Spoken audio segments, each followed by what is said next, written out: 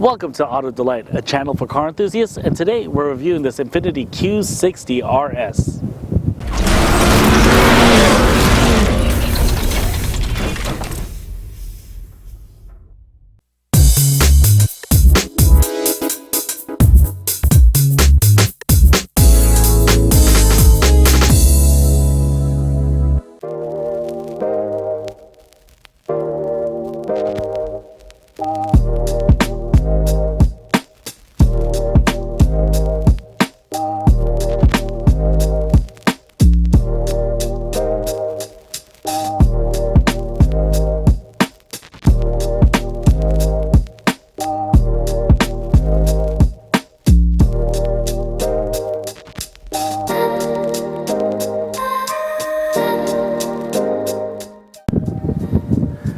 Infiniti is Nissan's luxury branch and does a great job at being a luxury branch. Some of its notable cars are the Infiniti G20, which was the first car I ever went tailgate in, or the G35, which was the first Skyline to ever reach the US shores. It was known as the Nissan 350 GT internationally. But since then, Infiniti has been a little bit lackluster. The G37 did well, but I couldn't get over the styling of that car. And just when I kind of thought Infiniti was out for the count on making a very sporty coupe, they decided to release the Q60. And let me tell you, the Q60 is a beautiful car. I've never really wanted an Infiniti until this very moment when I got to get in this car and drive it. And here's why I think this Infiniti is a great car.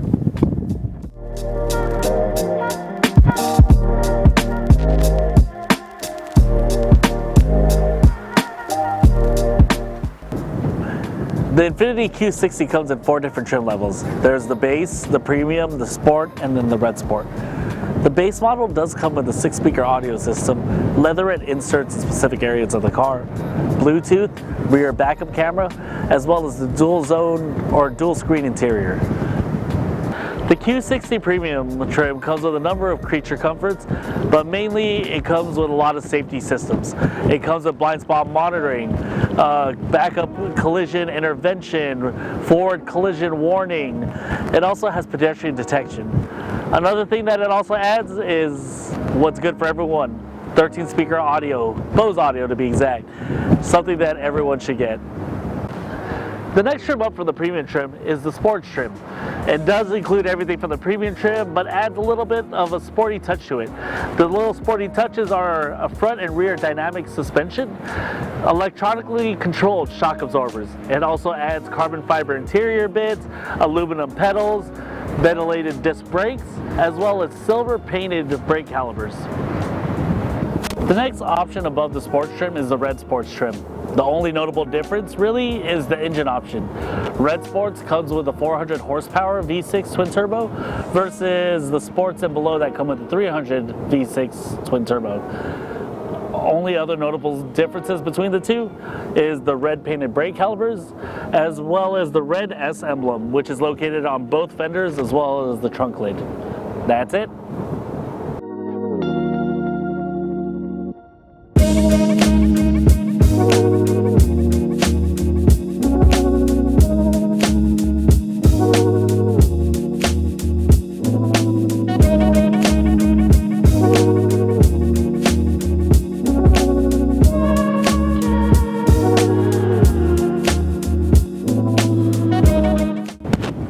There are a total of 3 different engine options available for the Infiniti Q60. The first engine option is available on the base model as well as the premium model, which is an inline-4 turbo engine. This produces 208 horsepower and 258 pound-feet of torque. The next engine option available is the V6 twin turbo engine. This is available on the premium all the way up to the sports model. This has 300 horsepower and 295 pound-feet of torque. The last engine option available is for the Red Sport, which is still the same V6 twin turbo, but this V6 twin turbo is tuned to 400 horsepower and 350 pound-feet of torque. Each trim is available in rear-wheel drive or all-wheel drive form, as well as they're all mated to a 7-speed automatic transmission.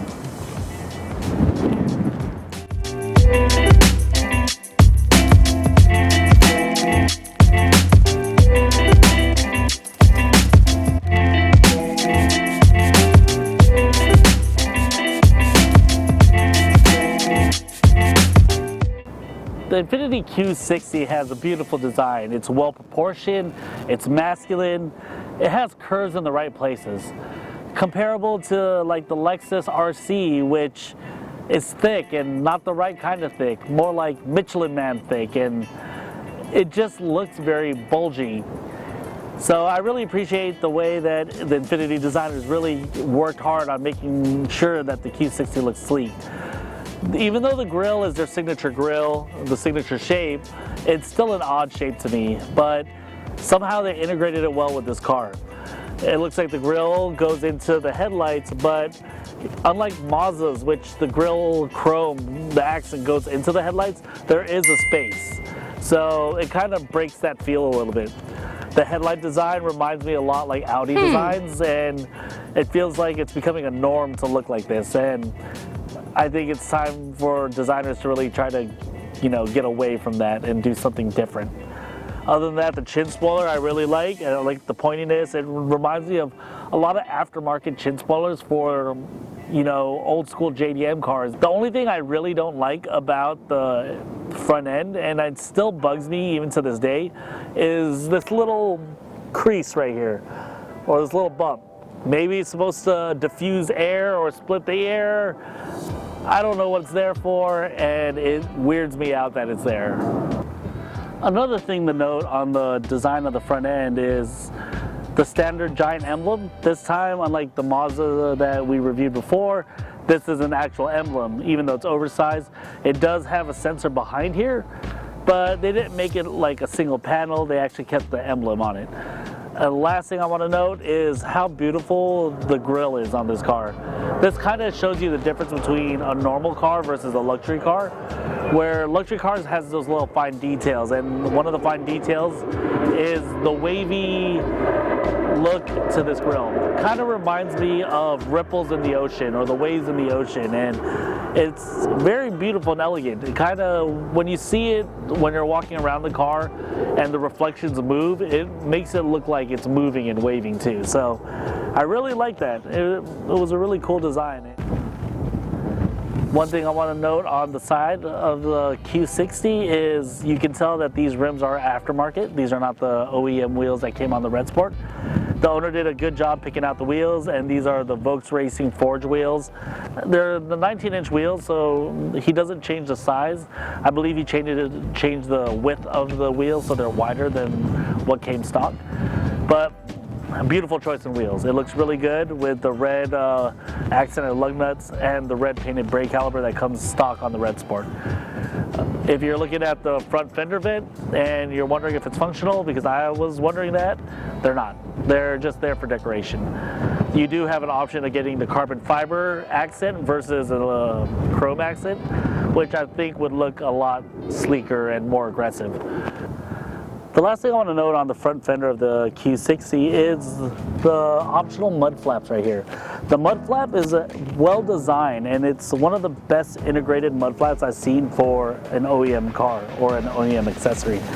It goes into the side skirt where there's a lot of lines and looks really like it belongs there versus other mud flaps that I've seen where it's just a rubber piece there and does not look like there was any effort to make it look like a part of the car. I really want to highlight Infiniti's design choice on this car and the contours that they put into this car.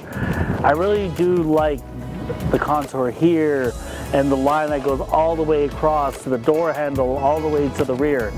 It's well formed and well sculpted. There's a few things I want to note on the rear of the Q60. One is the lovely sculpted trunk lid. It already has kind of that stock spoiler look already to it, which the owner did get the optional carbon fiber spoiler from the dealership option, and it accentuates that little kind of lip a lot more. And it's, again, a welcome design. I'm a sucker for well integrated parts, so this trunk lid spoiler definitely tickles my fancy when it comes to, integrated trunk lid spoilers. You do have the backup, rear backup camera that's right on the little the lip spoiler. And then I'm a sucker for painted diffusers, which OEM comes with a black painted diffuser. So the contrasting between the body color and the diffuser, I love that great contrast so you can tell the difference. And This has it. Love it. The owner did pick up the Infiniti Performance axle back exhaust, which he does have on the car. Sounds really good. So you'll hear a couple of sound clips throughout the video on that. But it also fills up, the mufflers tips are a little bit larger, and it does fill up that exhaust shroud area a lot better. So again, it looks like it's made for the car. The last thing I'd like to note on the back of the Infiniti Q60 is how Infiniti does a great job on car asses. The G35, it has a nice big round butt. The G37 had a nice big round butt. And the Q60 has a nice big round butt. Again, the Q60 is thick in the right places compared to the RC, Lexus RC. So, touche Infiniti.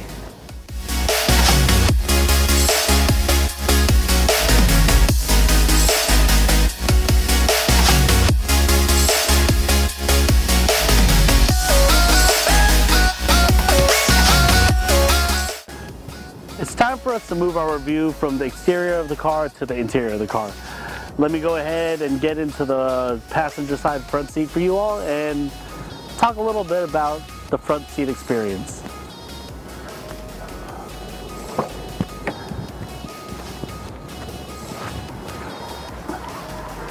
The front seats or the front passenger seat is very comfortable. You got nice bolstering on the right side, keeps you in place, and the bolstering actually kind of hugs you around the rib area. So it does hold you pretty nicely. The nice thing about the interior on the passenger side, it has a contour where the glove box is, and this contour actually gives you a little bit more knee room where you don't feel as claustrophobic as in other cars that have a non-contoured glove box. You have a lot of room in here. You do not feel that you're suffocating like in other sports coupes. The only thing that I feel is the seats could go a little bit lower. Maybe it's just because this car is optioned with the sunroof, where the headliner is a little bit lower, so I feel like I'm very close to the roof of the car.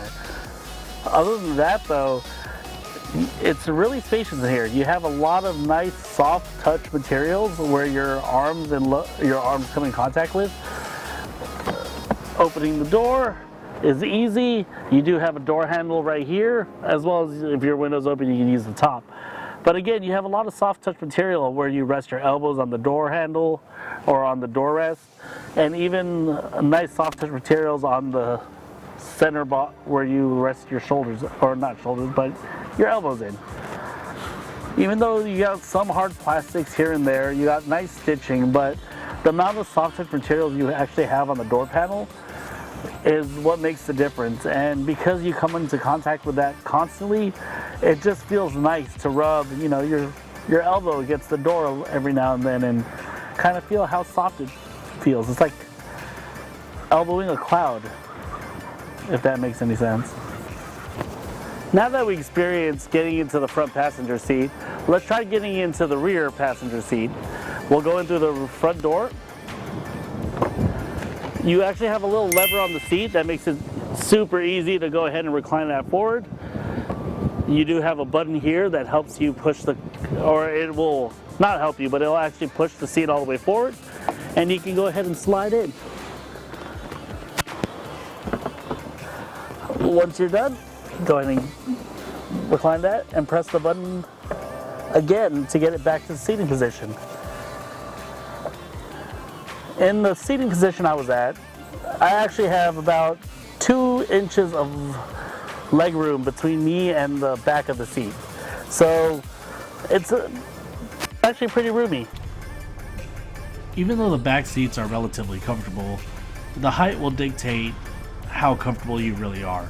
Me being 5'7", my hair is already coming into contact with the rear window, so you can imagine any bumps or any bad roads will have me hit the top of my head. So being 5'6" or lower may be more beneficial, and you will definitely be more comfortable back here than I am. You do have some simple amenities back here, like 2 cup holders and a place to put your cell phone or other small pocket devices. Everything here is soft touch material, so it's really inviting to be back here. Alright, now that we've gotten to the passenger seat and the rear passenger seat, time to get in the driver's seat. Again, just go in.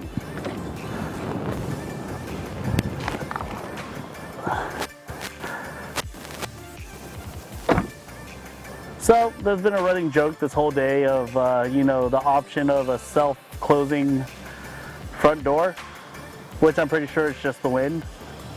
But to my camera person, my camera assistant, she believes that it's an optional feature to have a front door that closes by itself. Anyways, it is very nice and comfortable. Again, like the passenger seat, you do have a lot of room, which is surprising. The driver console does arch in just like the passenger side where the glove box sits, so you do have a lot of you know, knee room here. There's slightly more adjustment on the driver's side seat, and I'm actually I'm able to sit lower onto the driver's side seat. So I'm able to sit a little bit lower than the passenger, where I feel like I have a little bit more room over my head than I did on the passenger seat. The nice features, again, you do have a lot of soft touch materials. Everywhere on this door panel is soft touch materials, which feels nice and very comfortable. It does give that luxury feel to it. You do have telescopic and tilt steering, which is controlled by a button, which is a really nice feature as well. And you do have paddle shifters on this car. It is a 7-speed automatic transmission, so you do have the chance to go to manual mode and control and roll your gears to 1 through 7. The carbon fiber trim is gorgeous with a blue and black weave rather than a normal black and gray weave. Trim goes along the door, center console, and main console, which breaks up the black leather and plastic piece as well. The dual screen infotainment is a great touch, where the top is mainly informational like audio, fuel consumption, and eco drive report and clock. I believe there was a missed opportunity here where it could have added other information like boost gauge, oil pressure, and oil temp, which would have been nice, especially being a red sport. The bottom screen is your main screen to manipulate your audio, some climate features, as well as general settings and drive mode selection. Another negative I have with interior is the climate control buttons that are on both sides of the screen. And maybe it was just me, but I couldn't get used to where the buttons were, and it made me take my eyes off the road a bit longer than I usually would. The instrument cluster itself looks good, but very uninspiring. The recent trend of having a speedometer on the right, tachometer on the left, and a center display is really common and follows lower end cars like the Corolla, Lancer, and Velociter, which takes away a little from the high end look. The middle info screen does look prettier than those cars though. Center display shows what gear you're in, trip meter, as well as warning displays. There are some redundant features like fuel consumption as well. It also shows your drive mode, which goes from Eco, Standard, Sports, Sports Plus, and Snow. When you do this change though, it also shows on your top infotainment screen, which again is a little redundant.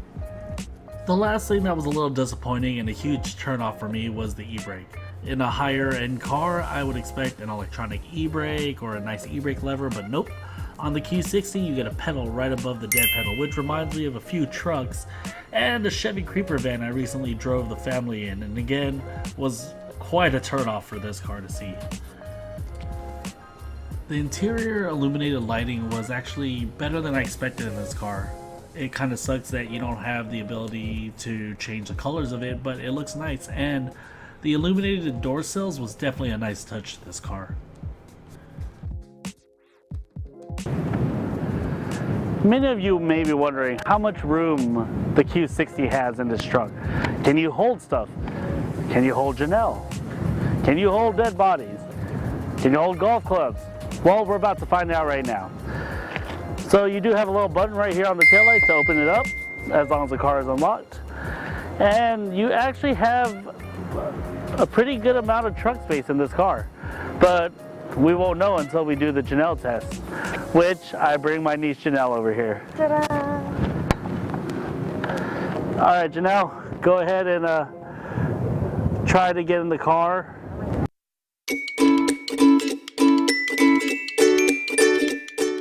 All right, guys, she can lay all the way down to the trunk. Let's go ahead and see if we can close the trunk lid on her.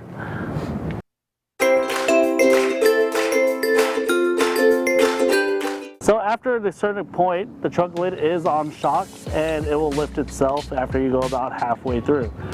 We also found out another feature that the Q60 has, which is pretty awesome. Go ahead and pull that, and go ahead and make your way out. There you go. So you're able to open and put down the rear seats, which is pretty nifty if you're carrying a decent amount of stuff. Let's say you do an IKEA run.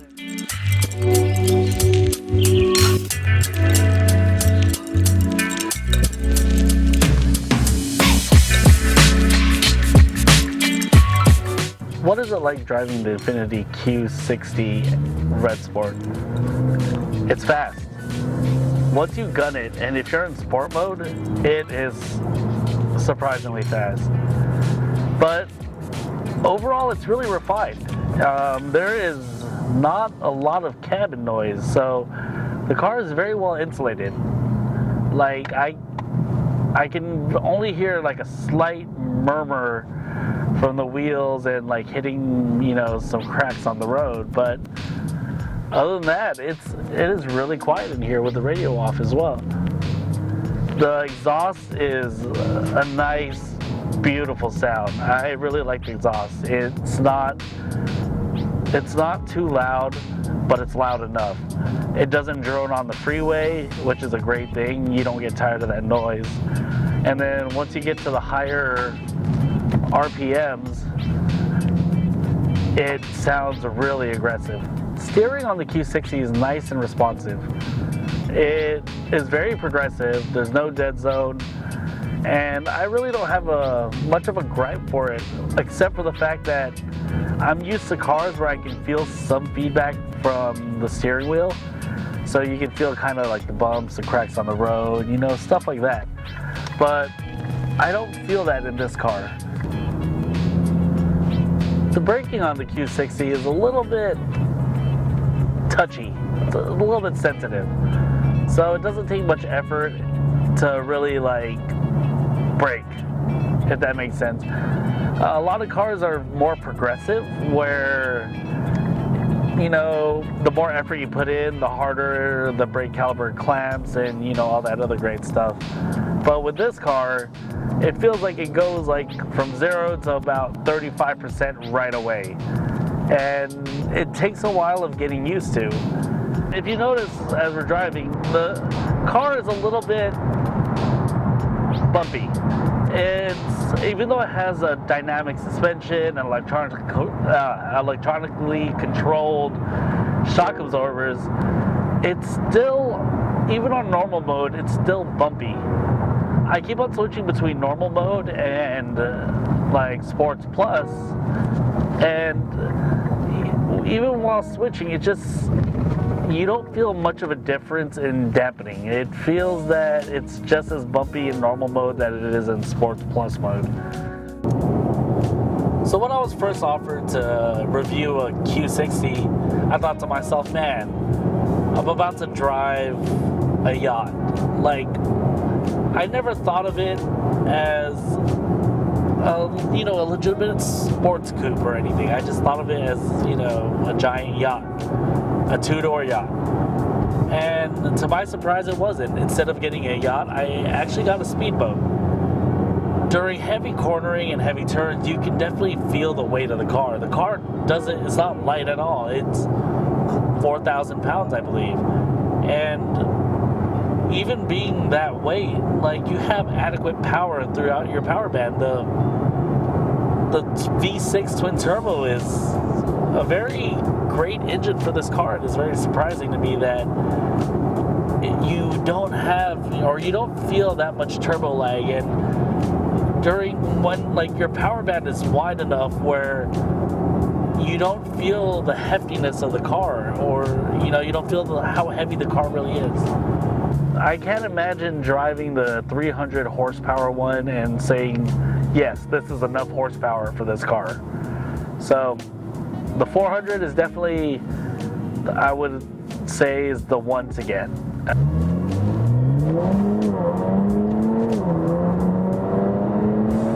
Oh my God, I love this exhaust so much. And I mean, this car picks up power so well. Visibility on this car is surprisingly great. Rear visibility with the sweep of the roof line and the angle of the rear window, you actually have really good visibility on the rear. You have great visibility on the sides. These windows on these doors are amazing for visibility. The sunroof is a decent size. The same complaint I had with the i8 though, I would have loved to see this with like either a panoramic sunroof or even just a glass roof itself. It would really enhance the feel of this car. But visibility is really, really well in this car, and I complained about the look of the seat windows for the seat pillars, but when I'm on the inside and driving, that extra weird shape to help elongate that seat pillar is really, really awesome. It provides just that bit more of visibility that really helps out when you're looking. Due to this car not having blind spot monitoring, it really helps out. So we've been in traffic for about like 45 minutes to an hour, and these seats are just so comfy right now. So I've been praising the car a lot. This car is roomy, it's classy, sophisticated, fun, and you usually don't get like sophisticated and fun together. So it's kind of cool that we have these two in combination in this car. But something that I didn't really like was the HVAC controls. You have HVAC controls on both sides of the second screen, and it makes you take your eyes off the road. I've been averaging about 21.6 miles per gallon. Granted, I've been in traffic. I haven't really gotten on like a very long straight cruise on the freeway. And gas mileage for this car, I would say is decent.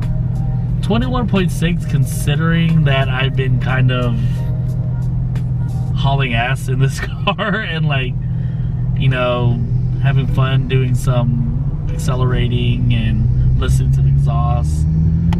Like, it is a very commendable job to get 21.6 miles per gallon.